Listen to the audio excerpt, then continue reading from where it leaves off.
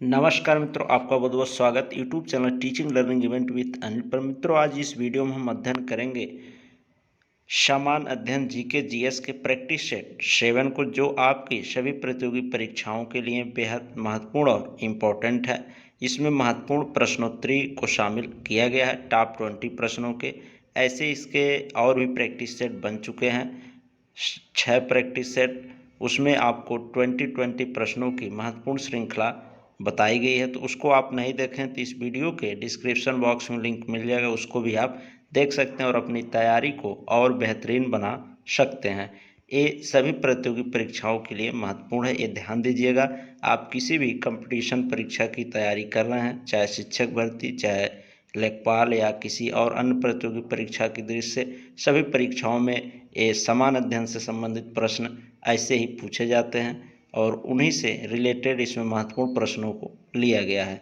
तो आइए आज के प्रैक्टिस सेट 7 को शुरू करते हैं और उन महत्वपूर्ण प्रश्नों को देखते हैं। तो आइए देखते हैं पहला प्रश्न। और बता दें आप लोग डेली ऐसे प्रैक्टिस सेट करने के लिए, ऐसे महत्वपूर्ण प्रश्नों के चैनल को सब्सक्राइब अवश्य कर लें, वीडियो को अंतिम तक देखें। वीडियो अच्छा लगे तो लाइक, शेयर और चैनल को सब्सक्राइब अवश्य कर लें। तो आइए देखते हैं पहला प्रश्न आपका, भारतीय रिजर्व बैंक की स्थापना कब हुई, आपको बताना है। ऑप्शन दिए गए हैं 1 अप्रैल 1935, दूसरा ऑप्शन आपका 1 अप्रैल 1936, तीसरा ऑप्शन सी आपका 1 अप्रैल 1949, चौथा ऑप्शन डी आपका 1 अप्रैल 1920। तो इस प्रश्न का जो करेक्ट ऑप्शन है, ऑप्शन ए होगा 1 अप्रैल 1935 को भारतीय रिजर्व बैंक यानी आरबीआई की स्थापना हुई है। ठीक, तो ये ध्यान दीजिएगा, ये महत्वपूर्ण प्रश्न है आपकी प्रतियोगी परीक्षाओं की दृष्टि से। और बता दें आप लोग भी इस प्रैक्टिस सेट का आंसर अपने खुद से करें, देखें 20 में से कितने क्वेश्चन आप सही करते हैं। और हमारे चैनल के माध्यम से जुड़ के अगर ऐसे प्रैक्टिस सेट आप करते हैं तो थोड़ा थोड़ा प्रश्न यानी 20-20 प्रश्न मिल करके ही अगर 2-3 महीने कर लिए तो बहुत से प्रश्न आपके तैयार हो जाएंगे और आपकी आगामी परीक्षाओं में उसी में से प्रश्न हो सकता हो मिल जाए। तो आप लोग डेली इसको कर लिया करें। तो इसकी अपडेट प्राप्त करने के लिए चैनल को सब्सक्राइब कर लीजिए। पीडीएफ प्राप्त करने के लिए टेलीग्राम ग्रुप से जुड़ जाइए, नीचे डिस्क्रिप्शन में लिंक दिया गया है। आइए नेक्स्ट प्रश्न देखते हैं। अगला प्रश्न आपका, राष्ट्रीय डेयरी विकास बोर्ड का गठन कब हुआ। ठीक, दूसरा प्रश्न आपका, राष्ट्रीय डेयरी विकास बोर्ड का गठन कब हुआ, आपको बताना है। ऑप्शन है 1955 में, 1952 में, 1965 में, 1943 में। तो इस प्रश्न का जो करेक्ट ऑप्शन है, ऑप्शन सी होगा, 1965 में राष्ट्रीय डेयरी विकास बोर्ड की स्थापना या गठन हुआ था। आइए नेक्स्ट अगला प्रश्न देखते हैं। नेक्स्ट प्रश्न अगला आपका तीसरा प्रश्न, निम्न में से कौन सी गैस ओजोन छिद्र बनाने के लिए उत्तरदायी है, आपको बताना। ऑप्शन आपके सामने है। पहला ऑप्शन है क्लोरोफ्लोरोकार्बन, दूसरा कार्बन मोनोऑक्साइड, तीसरा आपका अमोनियम नाइट्रेट और चौथा ऑप्शन आपका सिल्वर आयोडाइड। तो इस प्रश्न का जो करेक्ट ऑप्शन आपका ऑप्शन ए होगा, क्लोरोफ्लोरोकार्बन। ये उत्तरदायी होता है ओजोन छिद्र के लिए। और नेक्स्ट ऑप्शन से देख लेते हैं, कार्बन मोनोऑक्साइड से महत्वपूर्ण प्रश्न बनता है। इसको कहा जाता है दम घोटू गैस भी इसको कहते हैं। तो ये भी ध्यान रखिएगा, दम घोटू गैस के नाम से भी इससे संबंधित प्रश्न पूछा जाता है। और इसको CO से रिप्रेजेंट करते हैं, कार्बन मोनोऑक्साइड।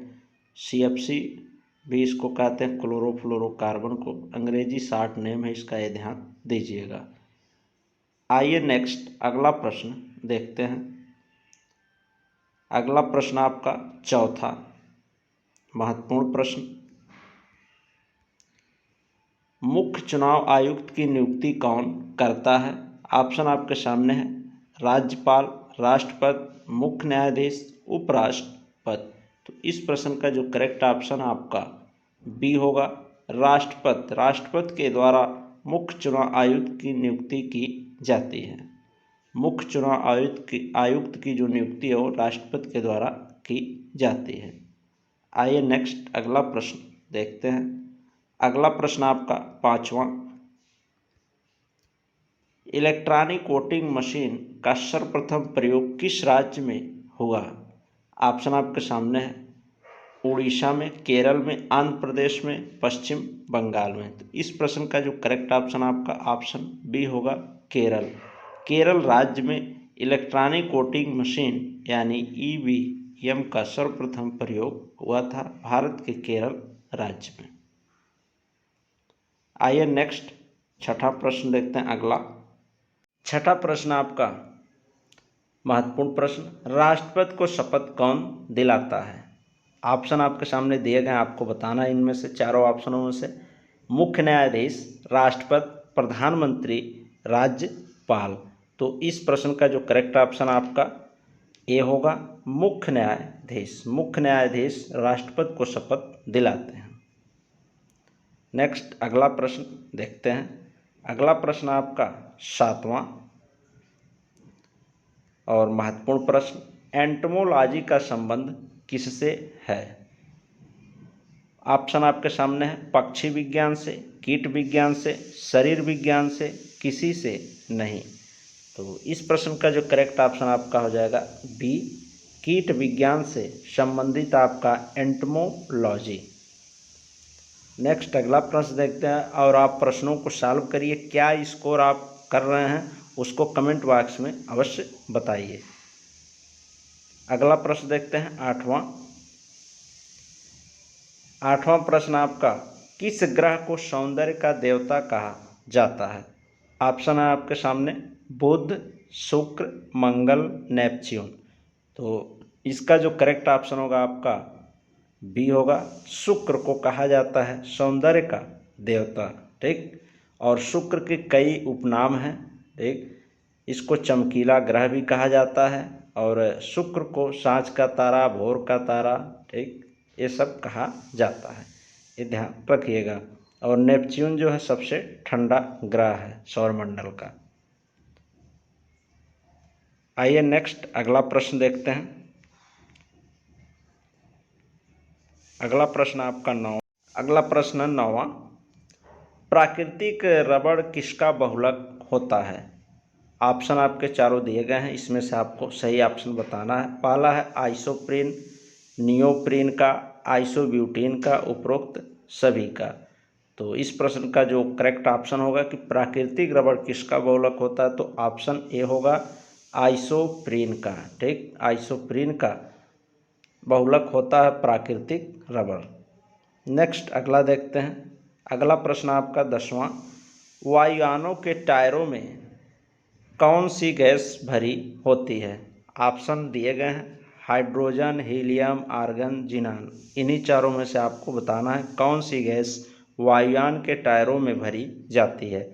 तो इसका जो करेक्ट ऑप्शन होगा ऑप्शन बी होगा, हीलियम गैस। हीलियम गैस जो होती है वायुयान के टायरों में भरी जाती है। नेक्स्ट अगला प्रश्न देखते हैं। अगला आपका है 11वां प्रश्न, मोस्ट इम्पॉर्टेंट प्रश्न ये भी है सामान्य विज्ञान से। निम्न में से कौन आनुवांशिक रोग नहीं है? ये नहीं वर्ड ध्यान दीजिएगा, कौन सा पूछा जा रहा है आनुवांशिक रोग नहीं है। तो ऑप्शन आपके सामने दिए गए हैं। पहला है रतौंधी, रंजकहीनता, हीमोफीलिया, बाणांधता। तो इस प्रश्न का जो करेक्ट ऑप्शन होगा आपका रतौंधी होगा। रतौंधी जो है वो आनुवांशिक रोग नहीं होता है, ये विटामिन ए की कमी से होने वाला रोग है। बाकी ये जो तीनों है रंजकहीनता, हीमोफीलिया और बाणांधता, ये सभी आनुवांशिक रोग के अंतर्गत आते हैं। आइए नेक्स्ट अगला प्रश्न देखते हैं। अगला प्रश्न आपका 12वां, फलों के मीठे स्वाद का कारण है। ऑप्शन आपके सामने है, माल्टोज, राइबोज, लैक्टोज, फ्रक्टोज। तो इस प्रश्न का जो करेक्ट ऑप्शन डी होगा आपका, फ्रक्टोज जो होता है फलों के मीठे स्वाद का कारण होता है। ठीक, लैक्टोज ये दूध में पाया जाता है, ध्यान दीजिएगा। आइए नेक्स्ट अगला प्रश्न देखते हैं। अगला प्रश्न आपका 13वां, एलपीजी सिलेंडर के रिसाव से उत्पन्न दुर्गंध किसकी होती है? ऑप्शन आपके सामने दिया गया है। मीथेन की होती है, प्रोपेन की होती है, ब्यूटेन की होती है या इथाइल मर्कैप्टेन की होती है? तो इस प्रश्न का जो करेक्ट ऑप्शन आपका डी हो जाएगा। एलपीजी सिलेंडर के रिसाव से उत्पन्न जो दुर्गंध होती है वो इथाइल मर्कैप्टेन की होती है। नेक्स्ट अगला प्रश्न देखते हैं। अगला आपका 14वां प्रश्न, भारत का सर्वाधिक गहराई वाला बंदरगाह है? ऑप्शन आपके सामने दिए गए हैं। कांडला, कोचीन, पारादीप, मर्गोव। तो इस प्रश्न का जो करेक्ट ऑप्शन आपको बताना है कि भारत का सर्वाधिक गहराई वाला बंदरगाह कौन है? तो इसका जो करेक्ट ऑप्शन सी हो जाएगा, पारादीप सर्वाधिक गहराई वाला भारत का बंदरगाह है। नेक्स्ट अगला प्रश्न देखते हैं। अगला प्रश्न आपका 15वां, गोपाल कृष्ण गोखले ने किस वर्ष सर्वेंट ऑफ इंडियन सोसाइटी की स्थापना की? एक महत्वपूर्ण प्रश्न है, आपकी प्रतियोगी परीक्षाओं के दृष्टि से इसको अच्छे से आप तैयार कर लीजिए। तो बताना आपको गोपाल कृष्ण गोखले ने किस वर्ष सर्वेंट ऑफ इंडियन सोसाइटी की स्थापना की? ऑप्शन आपके सामने है। पहला ऑप्शन है 1902, दूसरा 1903, तीसरा है 1904, चौथा ऑप्शन 1905। तो इस प्रश्न का जो करेक्ट ऑप्शन होगा ऑप्शन डी होगा, 1905। नेक्स्ट अगला प्रश्न देखते हैं। ये अगला 15वां यहाँ लिखा है, लेकिन ये 16 होगा, ये ध्यान दीजिएगा। 16वां प्रश्न है, गुलाम का गुलाम किसे कहा जाता है? मोहम्मद गोरी को, कुतुबुद्दीन ऐबक को, बलबन को या इल्तुतमिश को? तो इस प्रश्न का जो करेक्ट ऑप्शन आपका डी होगा। ठीक, इल्तुतमिश को गुलामों का गुलाम कहा जाता है। नेक्स्ट अगला प्रश्न देखते हैं। ये वही प्रश्न 2 बार रिपीट है, तो इसको मैं नहीं बताता हूँ। अगला आइए देख लेते हैं 17वां प्रश्न। 17वां प्रश्न आपका, निम्नलिखित में से किसके विरोध में रविंद्रनाथ टैगोर ने अपनी नाइटहुड की उपाधि त्याग दी थी? ऑप्शन आपके सामने दिए हैं। रोलेट एक्ट के विरोध में, जलियांवाला बाग हत्याकांड के विरोध में, साइमन कमीशन के विरोध में, क्रिप्स मिशन के विरोध में? तो इस प्रश्न का जो करेक्ट ऑप्शन है ऑप्शन बी होगा। जलियांवाला बाग हत्याकांड के विरोध में रविंद्रनाथ टैगोर ने अपनी नाइटहुड की जो उपाधि है उसको त्याग दी थी। और ये भी जान लेते हैं, ये महत्वपूर्ण प्रश्न है, ऑप्शन से देख लेते हैं कि कब ये कौन सा घटना घटित हुई थी। रोलेट एक्ट आपका 1919 में हुआ था। जलियांवाला बाग 13 अप्रैल 1919 को, ये ध्यान दीजिएगा। 13 अप्रैल 1919 को जलियांवाला बाग हत्याकांड। ठीक, साइमन कमीशन भारत कब आया? तो 1928 में आया था। शुरुआत इसकी 1927 में हो गई थी, लेकिन भारत 1928 में आया था, ये ध्यान दीजिएगा। आइए नेक्स्ट अगला प्रश्न देखते हैं। अगला प्रश्न आपका 18वां, राज्य वित्त आयोग है एक किस प्रकार की संस्था? आपको बताना है। पहला आपका विधिक संस्था है, असंवैधानिक संस्था है, संवैधानिक संस्था है, इनमें से कोई नहीं। तो इस प्रश्न का जो करेक्ट ऑप्शन आपका सी होगा कि जो राज्य वित्त आयोग है वो एक प्रकार की संवैधानिक संस्था के अंतर्गत आती है। आइए नेक्स्ट अगला प्रश्न देखते हैं। अगला प्रश्न आपका 19वां, भारत में नागरिकों के मौलिक अधिकार में संशोधन कौन कर सकता है? ऑप्शन आपके सामने है। लोकसभा कर सकता है, राज्यसभा, संसद या सर्वोच्च न्यायालय? तो इस प्रश्न का जो करेक्ट ऑप्शन आपका सी होगा, संसद। संसद के द्वारा भारत के नागरिकों के मौलिक अधिकार में संशोधन किया जा सकता है। आइए नेक्स्ट अगला प्रश्न देखते हैं। अगला और अंतिम प्रश्न है इस प्रैक्टिस सेट 7 का, उत्खनित प्रमाणों के आधार पर पशुपालन का प्रारंभ हुआ था। यानी उत्खनन के खुदाई के परिणाम स्वरूप जो साक्ष्य मिले उसके अनुसार पशुपालन कार्य का प्रारंभ किस काल में हो चुका था, ये आपको बताना है। ऑप्शन आपके सामने, पहला है निचले पूर्व पाषाण काल में, मध्य पूर्व पाषाण काल में, उत्तरी पूर्व पाषाण काल में, मध्य पाषाण काल में। तो इस प्रश्न का जो करेक्ट ऑप्शन आपका डी है, मध्य पाषाण काल में पशुपालन का प्रारंभ हो चुका था। ठीक, तो ये रहे मित्रों आज के प्रैक्टिस सेट 7 के टॉप 20 प्रश्न।